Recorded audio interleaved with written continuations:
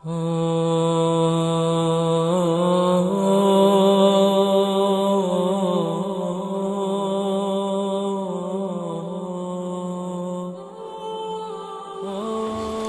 لله رب العالمين والعاقبة للمتقين ولا عدوان إلا على الظالمين وأشهد أن لا إله إلا الله وحده لا شريك له ولي الصالحين وأشهد أن محمدا عبده ورسوله وصفيه من خلقه وخليله سيد الأولين والآخرين اللهم صل عليه وعلى آله وصحبه ومن اتبعهم بإحسان إلى يوم الدين أما بعد.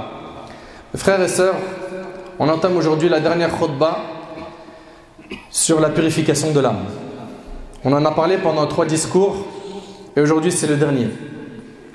On a vu ensemble lors de la dernière khutbah qu'Israfil soufflera dans la trompe, suite à quoi les humains sortiront de leur tombe. On a vu à quoi ressemblera la terre du jour du jugement. On a vu également qu'Allah Tabarak wa Ta'ala a fixé des règles yawm al-qiyamah, que personne ne sera lésé, que tout le monde sera jugé avec justice. Et après avoir parlé de tout cela,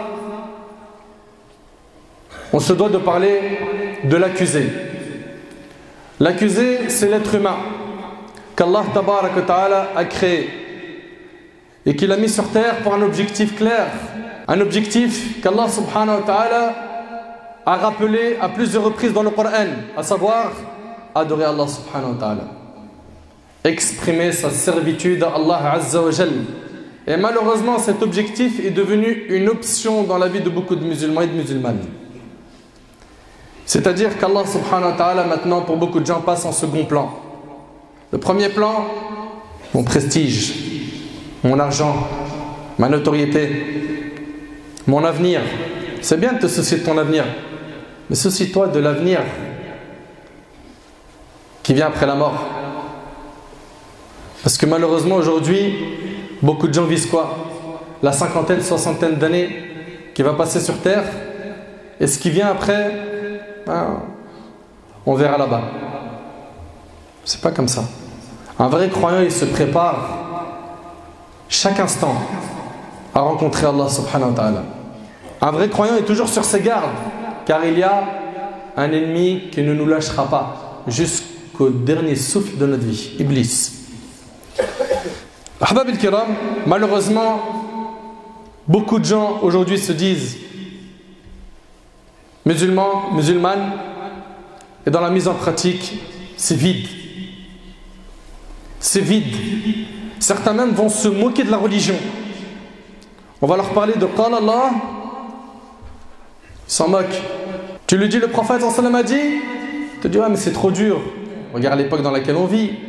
Et facilement comme ça, on met les ordres d'Allah de côté, les ordres du prophète alayhi salatu wa sallam de côté, en oubliant qu'un jour on sera devant Allah, seul avec nos œuvres. Et là, il n'y aura pas possibilité de faire marche arrière. Il n'y a pas de machine pour remonter dans le passé. Ça y est, c'est terminé. Allah Tabarak wa Ta'ala dit, hélas pour les serviteurs, jamais il ne leur vient de messager sans qu'ils ne s'enraillent. Chaque fois qu'on leur envoie un messager, ils s'en moquent.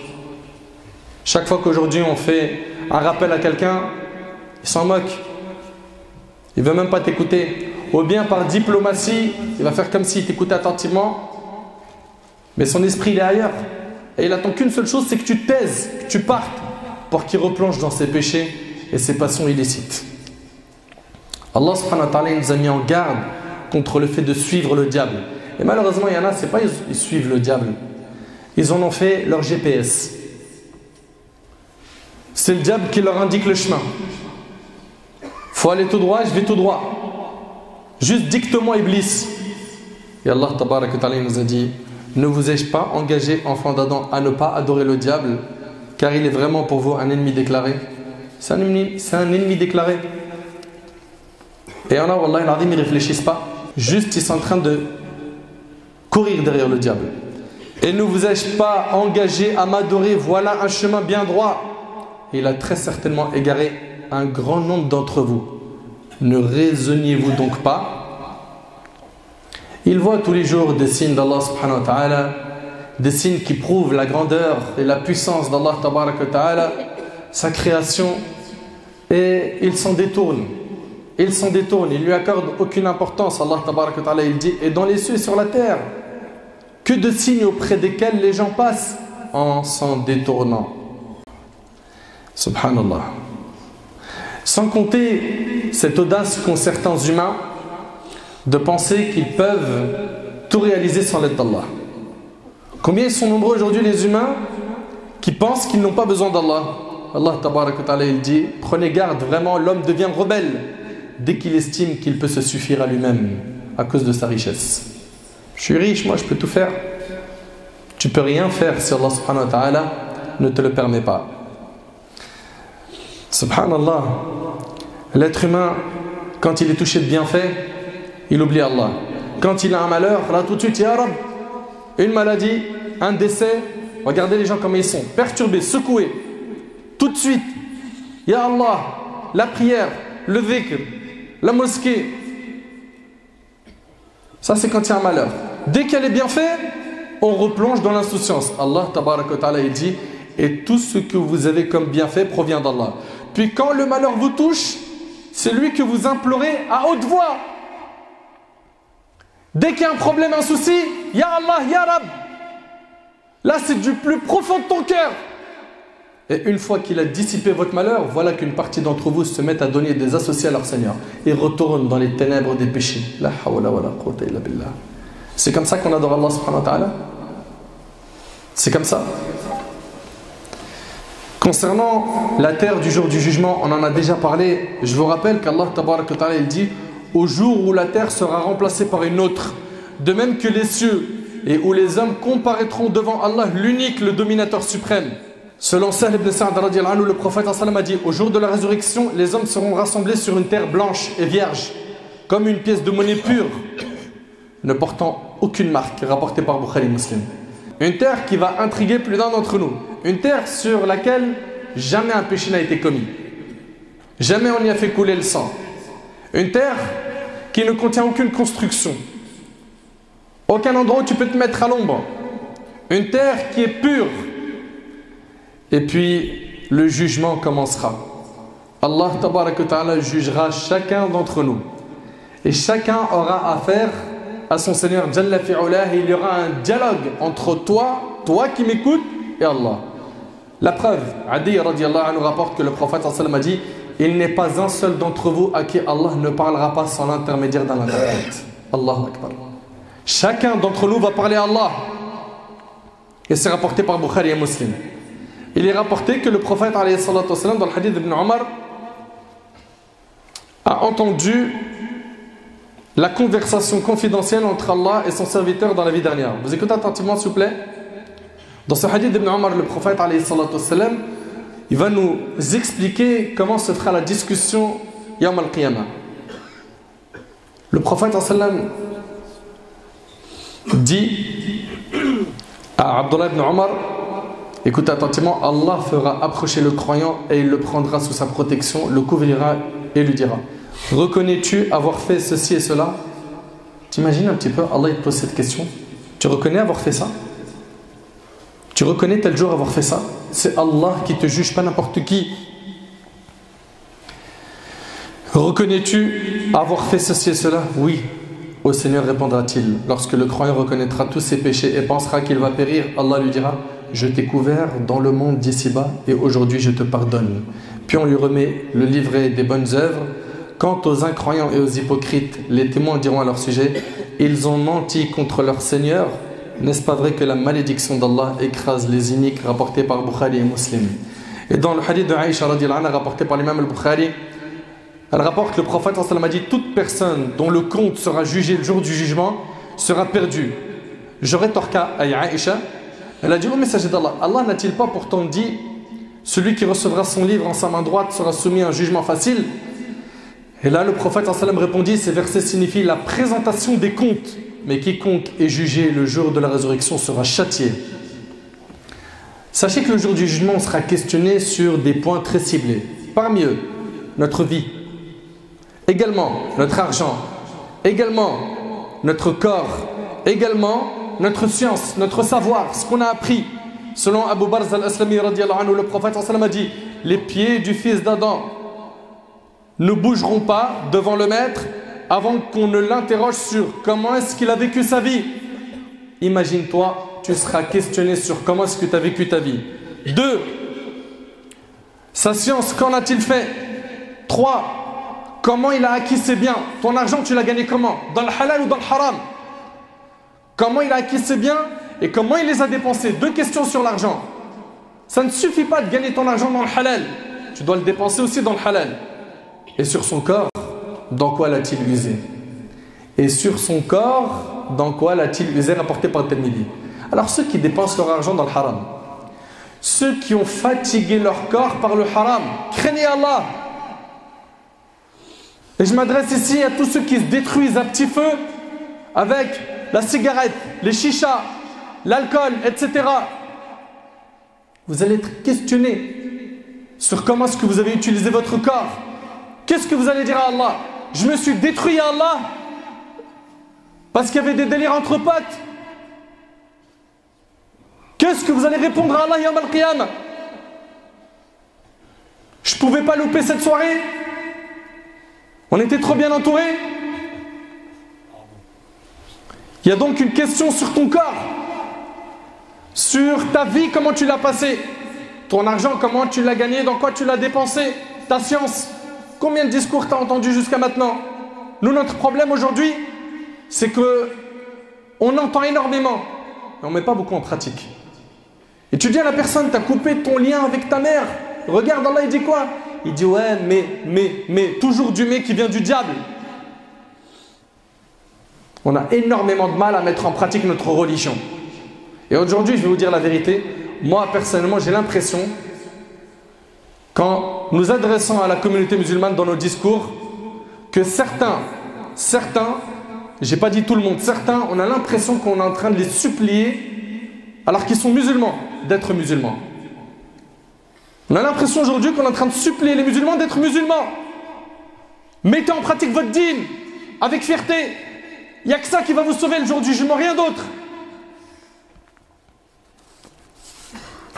La personne sera questionnée également sur les bienfaits et la reconnaissance qu'elle a eu ou non par rapport aux bienfaits qu'Allah lui a accordés. Allah tabaraka wa ta'ala dit, puis assurément vous serez interrogé ce jour-là sur les délices. Et écoutez attentivement, Abu Huraira radiyallahu anhu a rapporté que le prophète sallallahu alayhi wa sallam a dit, la première chose qui sera jugée du serviteur le jour du jugement, parmi les bienfaits sont, écoutez, ne t'avons-nous pas accordé la santé et t'avons abreuvé d'eau fraîche, rapporté par Tirmidhi? T'imagines, Yawm al-Qiyamah, on te rappellera l'eau fraîche que tu as bu? Cette ni'ma, est-ce que tu as été reconnaissant envers ce bienfait? Non. Pourquoi? Parce qu'on a la maladie de toujours rechercher ce qu'on n'a pas et de rarement remercier pour ce qu'on a déjà. Une maladie qui ronge nos cœurs malheureusement. Toujours à regarder ceux qui sont au-dessus de nous dans la vie d'ici-bas. Alors que ce n'est pas ça l'enseignement de notre religion. Dans notre religion, pour la vie d'ici-bas, tu regardes ceux qui sont en dessous de toi. Par contre, ceux qui ont plus de savoir que toi, ils ont plus appris que toi dans la religion, ils pratiquent plus que toi, oui. Au niveau de la religion, tu regardes au-dessus. Au niveau de la dunya, ce bas monde, tu regardes en dessous. On a tout changé. Tu seras questionné sur tes membres. Allah tabaraka wa ta'ala dit, et ne poursuis pas ce dont tu n'as aucune connaissance. L'ouïe, la vue et le cœur, sur tout cela en vérité, on sera interrogé. L'être humain sera questionné également sur sa prière et sur sa zakat. La prière, on en est où nous avec nos prières? Bah t'as vu mon frère, on travaille. On travaille et puis comme on travaille, ben, on rattrape tout le soir.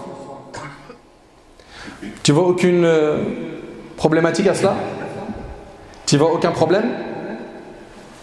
Pour toi c'est normal le soir de faire Dhuhr, Asr, Maghrib, Isha? C'est normal? Oui? D'accord. Puisque c'est normal, tant qu'à faire, puisque tu es dans la bêtise, finis-la jusqu'au bout. Pourquoi tu les fais tout le soir? Fais-les tout le matin. Après Subh, fais Dhuhr, Asr, Maghrib, Isha, au moins tu auras la pêche. Mais non, qu'est-ce que tu racontes? C'est impossible, c'est n'importe quoi. Et ça, c'est pas n'importe quoi, de les faire tout le soir. Les faire sortir de leur temps, c'est un grand péché. Il y a un fleuve en enfer dédié aux gens qui font sortir la salade de leur temps. Et là, je vois tout de suite ceux qui se sentent concernés, qui disent, attends, mais quand même, il y a des conditions, quand même, on n'est pas au bled, c'est pas pareil, il y a un contexte, qui comprend rien, cet imam ou quoi? Non, je vais te dire juste une seule chose et retiens-la bien, Allah barik fik. Ce point-là, j'aimerais que tu ressortes de la mosquée avec. Celui qui veut réellement prier, il trouve des solutions et Allah lui facilite. Et celui qui ne veut pas, il cherche des excuses. Tu fais partie de quelle catégorie? Tu as déjà cherché? Tu as déjà essayé? Wallahi, combien de frères et de sœurs ont essayé et Allah il leur a ouvert pas une porte mais plusieurs? Mais non, nous on a déjà cadenassé notre cerveau à l'avance en se disant c'est pas possible, impossible que je prie. Celui qui craint Allah, Allah il lui facilite une issue favorable. Mais on ne fait même pas l'effort. Un complexe fou nous a touché au point où non, la religion c'est après, plus tard. Laisse, ma'lish, Allah il est pardonneur et miséricordieux, mais je te rappelle qu'il est dur en châtiment aussi. Prends pas ce qui t'arrange de la religion. Certes, il y a des facilités dans notre religion, mais ce n'est pas à toi de les fixer. La religion les a déjà fixées. Mais chacun il veut une religion sur mesure. Zakat, combien de musulmans savent la calculer?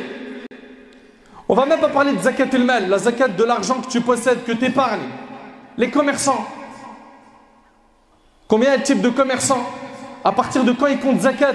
Sur quoi il doit sortir la zakat? Comment il calcule la zakat? S'il est endetté, s'il a de la marchandise, s'il a en plus un bénéfice, ils ne savent même pas calculer zakat. C'est une catastrophe.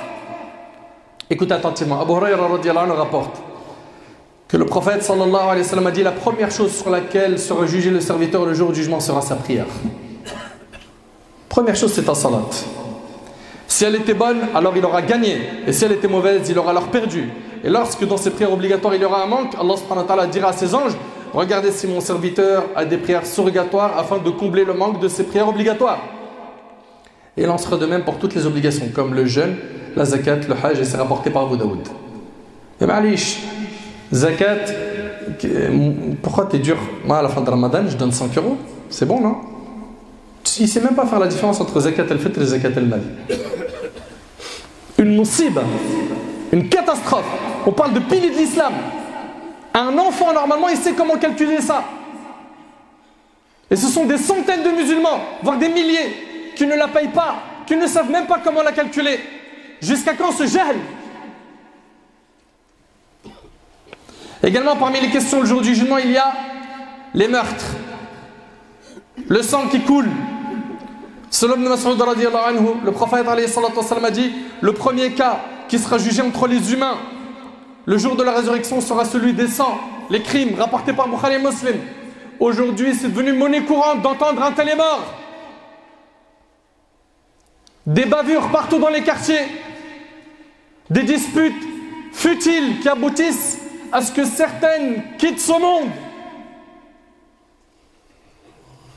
Sans aucune gêne aujourd'hui, les jeunes et moins jeunes portent des armes, tuent, tirent.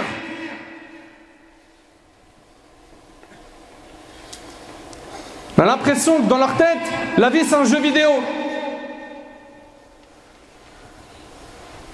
Wallah el Azim, c'est grave. Et on en connaît des gens comme ça dans nos quartiers. Et le fait de se taire face à ce tort qui est causé, c'est ultra grave. Car normalement, on ne doit pas se taire. On doit aller voir ces jeunes et moins jeunes, leur parler, les raisonner, leur dire craignez Allah, c'est super grave. Et souvent, c'est des disputes qui commencent par quoi? Une bagarre, une embrouille pour un téléphone portable qu'ils ont souhaité racketter ou autre. Et après, comment ça se termine? Il y en a un qui est blessé jusqu'à même être hospitalisé et dès qu'il sort, il dit vengeance. Et ce qu'ils n'ont pas compris, ils ne veulent pas le comprendre, ils ne veulent pas l'entendre, c'est qu'une vengeance en amène une autre. Ça ne finira jamais. Et c'est un message à tous mes frères de cité. Comprenez-le, Allah barik fikum.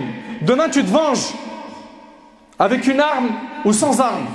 Et tu vas aller jusqu'à peut-être tuer quelqu'un. Hormis le grand péché que tu as encaissé, sache qu'eux, ils ne vont pas se taire.